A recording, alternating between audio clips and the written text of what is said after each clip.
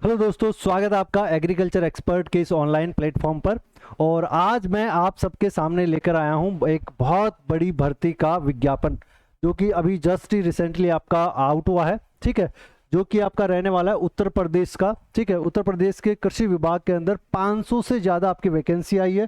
कौन कौन सी वो वैकेंसी है? वो जो वैकेंसी है वो आपकी निकाली गई है उत्तर प्रदेश राज्य ग्रामीण आजीविका मिशन के तहत। ठीक है, जो कि आपका उत्तर प्रदेश का राज्य ग्रामीण आजीविका मिशन है, UPSRLM, इसके अंतर्गत ये सारी वैकेंसीज निकाली गई है। नंबर ऑफ वैकेंसीज तो बहुत सारी है, लेकिन लगभग आप मान के चलिए कि 500 साढ़े 500 वैकेंसीज है वो आपके एग्रीकल्चर स्टूडेंट्स के लिए बहुत इंपॉर्टेंट है। ठीक है, क्योंकि उसके अंदर आपके जितने भी एग्रीकल्चर वाले हैं वो सारे के सारे स्टूडेंट्स एलिजिबल है। और इवन चाहे से आपने BSc किया है, चाहे से आपने MSc किया है, ठीक है, सभी बच्चों के लिए आपकी ये पोस्ट रहने वाली है। तो देखिए कौन कौन सी पोस्ट हैं उनके बारे में हम एक जरा जान लेते हैं। District mission manager farm livelihood की आपकी पोस्ट है, जिसके अंदर आपकी जो पदों की संख्या है वो आपकी टोटल 40 है। और इसके अंदर जो आपका मासिक मानदेय रहेगा, मंथली जो सैलरी रहने वाली है वो आपकी 43,000 रुपये है। ठीक है, फिर सेकंड वैकेंसी आपकी डिस्ट्रिक्ट मिशन मैनेजर की है। ये सारी की सारी वैकेंसीज आपकी डिस्ट्रिक्ट मिशन मैनेजर की है, बट अलग अलग स्ट्रीम की है। ठीक है, कोई आपकी NFL है, वैल्यू चेन डेवलपमेंट और मार्केट लिंकेज की है। ठीक है, IBCD की है, ME की है, MF की है, सारी की सारी वैकेंसीज अलग अलग है, सब्जेक्ट की है। ठीक है, तो इनके अंदर आपके अलग अलग पोस्टें हैं, नंबर ऑफ पोस्ट भी आपकी टोटल डिफरेंट है। और इनका जो सभी का मंथली सैलरी होगा वो आपका 63,000 रुपये होगा। ठीक है, फिर आपकी है जो आपकी अकाउंट असिस्टेंट की है, उसके अंदर आपकी टोटल 48 वैकेंसी है, जहां पर आपको 36,000 रुपये मंथली सैलरी मिलेगी। और एक आपकी डाटा एंट्री ऑपरेटर की है, जिसके अंदर आपकी 187 वैकेंसी और 25,200 रुपये उसकी मंथली सैलरी है। तो ये वैकेंसीज तो हो गई आपकी डिस्ट्रिक्ट लेवल की। अब हम बात करते हैं ब्लॉक लेवल की वैकेंसीज के बारे में। तो जो आपकी ब्लॉक लेवल की वैकेंसीज है उसके अंदर आपकी वही ब्लॉक मिशन मैनेजर, जैसे वहां पर डिस्ट्रिक्ट मिशन मैनेजर था तो यहाँ पर ब्लॉक मिशन मैनेजर। ठीक है, तो यहाँ पर भी आपकी नॉन फार्म वालों की है 381 वैकेंसीज। तो यहाँ पर आपको जो ब्लॉक लेवल के ऊपर पेमेंट मिलेगा, ठीक है, वो पेमेंट मिलेगा आपको 35,000 रुपये। ठीक है, सभी के लिए जो ब्लॉक मिशन मैनेजर हो गए वो सारे के सारे आपके 35,000। अब अलग अलग सब्जेक्ट की आपकी अलग अलग वैकेंसीज है। और यहाँ पर फिर वही अकाउंट असिस्टेंट, जो ब्लॉक लेवल के ऊपर आपका अकाउंट असिस्टेंट होगा, उसको आपको मिलेगी 16,800 रुपये और उसकी 826 वैकेंसीज है। ऐसे ही आपकी डाटा एंट्री ऑपरेटर की है तो वो आपकी 228 वैकेंसी है और 16,800 रुपये उसका आपको क्या मिलेगा, मासिक भत्ता मिलेगा। अब ध्यान देने योग्य ये बात है कि जो भी कैंडिडेट आपका 2 नंबर और 3 नंबर वाली वैकेंसी के लिए अप्लाई कर रहे हैं, ठीक है, उनकी जो लास्ट डेट है वो आपके 28/6/2026 है। और बाकी के जितने के भी आप फॉर्म भरोगे वो आप 30/6/2026 के ऊपर 30/6/2026 तक आप करवा सकते हैं।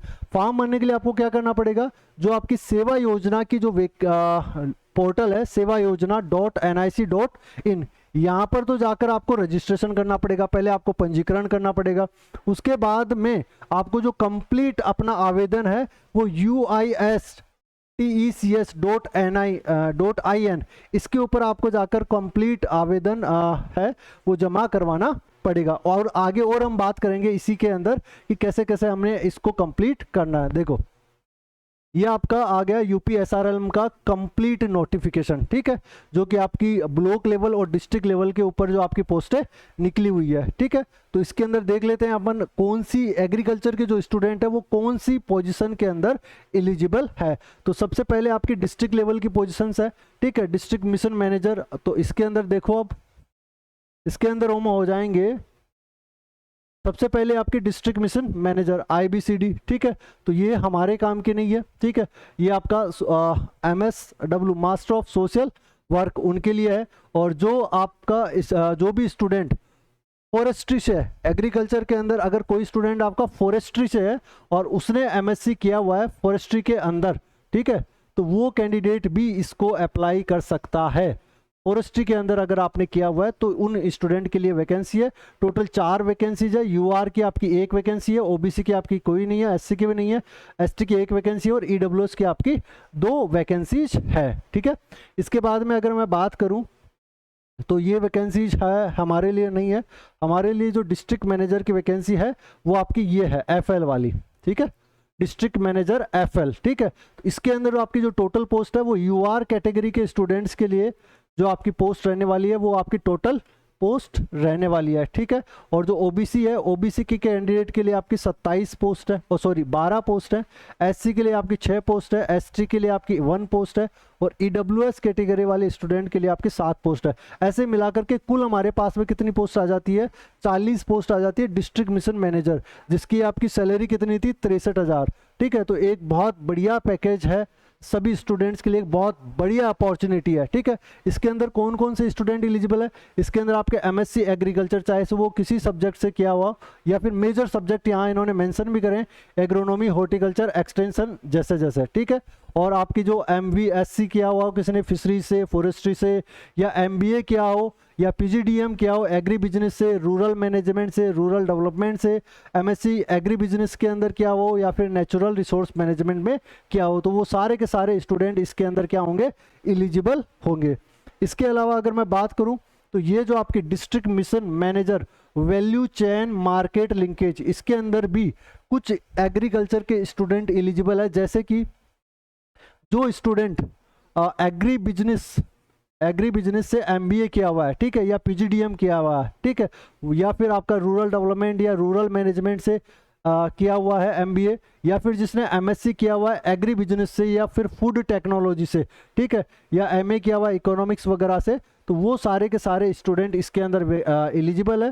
टोटल इसके अंदर आपकी 75 वैकेंसीज है, UR की 30 वैकेंसीज है, OBC की 20 वैकेंसी है, SC की आपकी टोटल 16 वैकेंसीज है, ST की आपकी 1 वैकेंसी और EWS की आपकी 8 वैकेंसी है, ठीक है। तो ये सारे के सारे स्टूडेंट इसके अंदर एलिजिबल हैं। आगे अपन बात करते हैं अकाउंट असिस्टेंट की, ठीक है। तो यहाँ पर तो आपको डिस्ट्रिक्ट लेवल के ऊपर क्या चाहिए, मास्टर डिग्री वाले कैंडिडेट इसको फिल कर सकते हैं, ठीक है।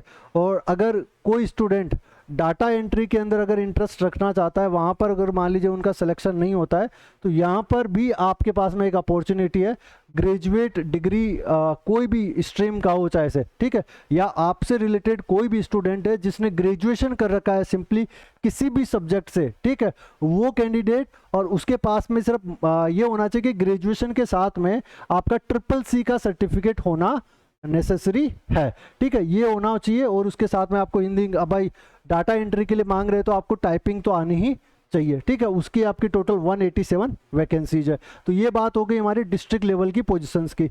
अब हम बात कर लेते हैं ब्लॉक लेवल की पोजीशन के बारे में, ठीक है। तो जो ब्लॉक लेवल की पोजीशन है उसके अंदर सबसे पहले है ब्लॉक मिशन मैनेजर IBCD और SISD, ठीक है।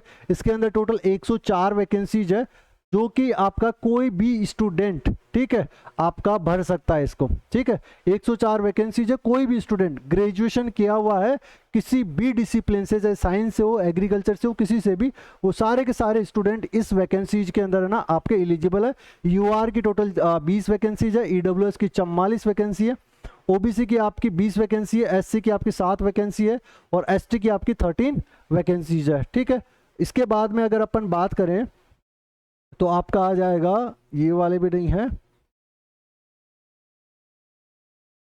हाँ ये आ जाएगी आपका block mission manager FL and value chain वाली वैकेंसी, ठीक है। तो इसके अंदर आपकी सबसे ज़्यादा वैकेंसीज है एग्रीकल्चर के स्टूडेंट्स के लिए, लगभग आप मान के चलिए UR की आपकी 130 वैकेंसीज, EWS की आपकी 62 वैकेंसीज, OBC की आपकी 101 वैकेंसीज है, ठीक है, और SC की आपकी 78 वैकेंसीज है, ST की आपकी 15 वैकेंसीज है, ऐसे मिलाकर के कुल आपके 386 वैकेंसीज है, ठीक है। और इसके अंदर आपका जो असेंशियल क्वालिफिकेशन रखी है वो आपकी BBA या फिर आपका BSc एग्रीकल्चर या BSc आपका हॉर्टिकल्चर, फॉरेस्ट्री, फिशरीज, किसी भी के अंदर भी कोई भी आपकी जो रेगुलर डिग्री होनी चाहिए, ऐसा नहीं कि आपका कोई डिप्लोमा हो, ठीक है, रेगुलर डिग्री होनी चाहिए किसी भी रिकॉग्नाइज्ड यूनिवर्सिटी से, तो आप इसके अंदर क्या हो, एलिजिबल हो, ठीक है।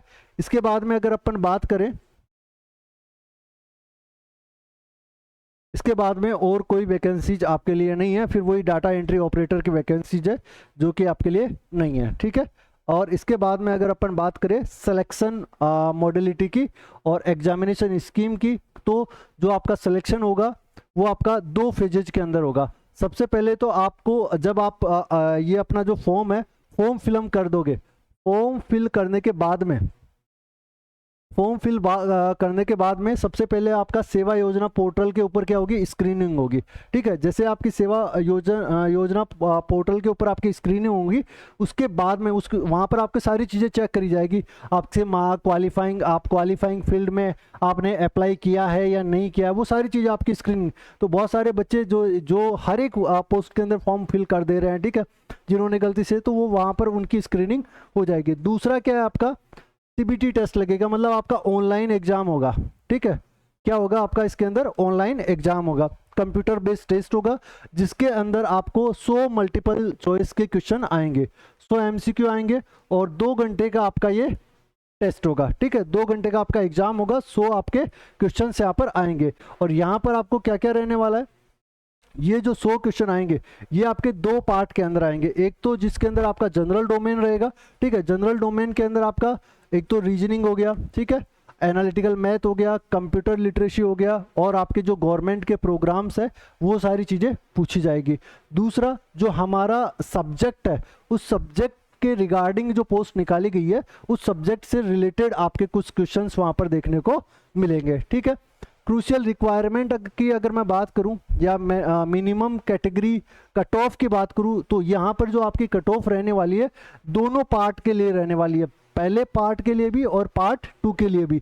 और ये जो कट ऑफ है आपकी सेक्शनल कट ऑफ है, कैटेगरी वाइज अलग अलग कट ऑफ रहेगी आपकी। यूआर और जनरल कैटेगरी वाले जो स्टूडेंट है, उनकी आपकी 50% कट ऑफ रहेगी। ठीक है, माने आपके 25 मार्क्स आने चाहिए, 25 आउट ऑफ 50 मार्क्स। ठीक है, 25 मार्क्स आपके आने चाहिए 50 के अंदर से। ठीक है, फर्स्ट पेपर की भी और आपका जो सेकंड पार्ट है उसकी भी सेम ही कट ऑफ रहेगी। ईडब्ल्यूएस वाले हैं, उनकी आपका कितना रहेगा, 45% रहेगा, ईडब्ल्यूएस और ओबीसी दोनों का। ईडब्ल्यूएस और ओबीसी इन दोनों का कितना रह जाएगा, आपका 45% रह जाएगा। एससी और एसटी इन दोनों कैटेगरी की आपकी कितनी रहेगी, सेक्शनल कट ऑफ 40% रहने वाली है। ठीक है, तो ये हो गया हमारा सेक्शनल कट ऑफ के बारे में। अगर मैं रिटन एग्जामिनेशन के सिलेबस की बात करूं, ठीक है, तो सिलेबस के अंदर आपका जनरली जो आपका पार्ट फर्स्ट है, उसके अंदर आपको क्या क्या देखने को मिलेगा। एक तो हो जाएगा आपका करंट अफेयर्स और जनरल अवेयरनेस, ठीक है, जिसके अंदर आपको नेशनल और इंटरनेशनल करंट अफेयर देखने को मिलेगा, पिछले 12 महीने का आपको पढ़ना है। ठीक है, और जितनी भी आपकी गवर्नमेंट की स्कीम्स है, इकोनॉमिक डेवलपमेंट्स है, स्पोर्ट इवेंट्स है, ये सारी चीज़ें आपको इसके अंदर पढ़नी है। फिर उसके बाद में उत्तर प्रदेश का स्पेशल नॉलेज, आपको ज्योग्राफी के बारे में पढ़ना होगा। ठीक है, जो आपके सेंसस है, यूपी का जो सेंसस है 2011 का, वो वाला आपको पूरा पढ़ना पड़ेगा। ठीक है, तो ये सिलेबस आपका मेंशन है, सारा का सारा कल्चर, आर्ट, हिस्ट्री वगैरह सारी चीज़ें आपको पढ़नी पड़ेगी मोटी मोटी। फिर हो गया आपका रूरल डेवलपमेंट और गवर्नेंस के बारे में आपको पढ़ना पड़ेगा। ठीक है, गवर्नमेंट वेलफेयर स्कीम्स जितनी भी आपकी, ठीक है, एमजी नरेगा हो गया, पी में जी हो गया, ओडीओपी हो गया, लखपति दीदी हो गया। ठीक है, तो ये जितनी भी है एपीवाई, पीएमएस, बीवाई, ये जितनी भी योजनाएं चलाई गई है, ठीक है, उन सब योजनाओं के बारे में आपको पढ़ना पड़ेगा। लॉजिकल रीजनिंग से रिलेटेड आपको क्वेश्चन वहाँ पर देखने को मिलेंगे।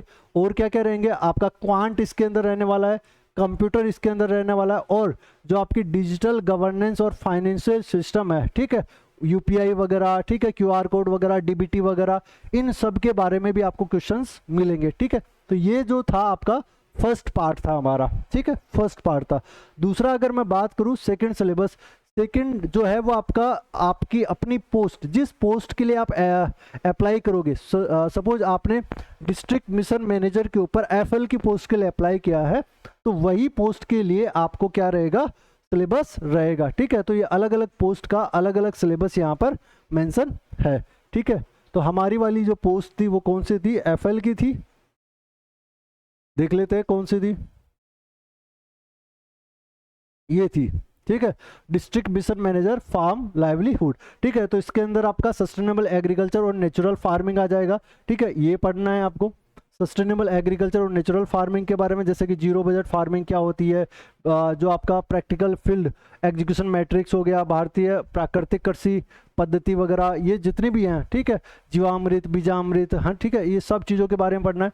सॉइल और वाटर का मैनेजमेंट जो होता है वो सारी चीज़ें पढ़नी है, ठीक है। उसके बाद में आपको क्रॉप इंटेंसिफिकेशन सिस्टम्स के बारे में पढ़ना है, horticulture and high value crops जितनी भी है, ठीक है, उनके बारे में पढ़ना है। कौन कौन सी के बारे में पढ़ना है यहाँ पर स्पेशली मेंशन कर रखा है कि वेजिटेबल के बारे में, मेडिसिन के बारे में, एरोमेटिक क्रॉप्स वगैरह के बारे में, इन सब के बारे में आपको पढ़ना है।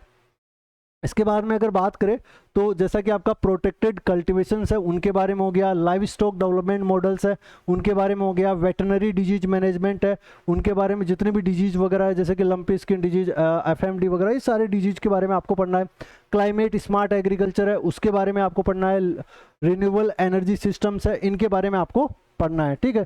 तो ये सारा सिलेबस है वो आपका एग्रीकल्चर वाली जो पोस्ट थी हमारी, ठीक है, एफएल वाली, ठीक है, उसके लिए आपको पढ़ना है, ठीक है।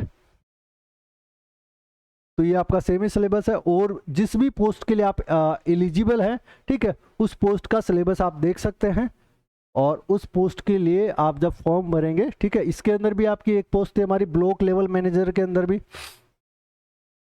ब्लॉक लेवल मैनेजर के अंदर एफएल की पोस्ट थी, ये आ गई आपकी, ये वाली पोस्ट थी हमारी।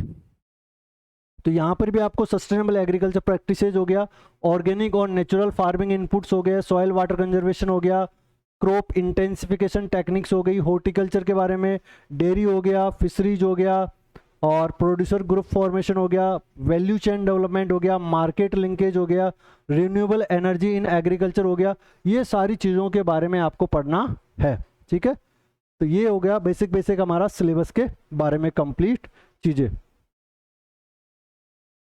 ओके। तो ये सारी चीज़ें आपकी सिलेबस के बारे में थी, ठीक है। और पोस्ट आपकी बहुत सारी हैं, ठीक है, लगभग 600 के आसपास इसके अंदर आपकी पोस्ट है।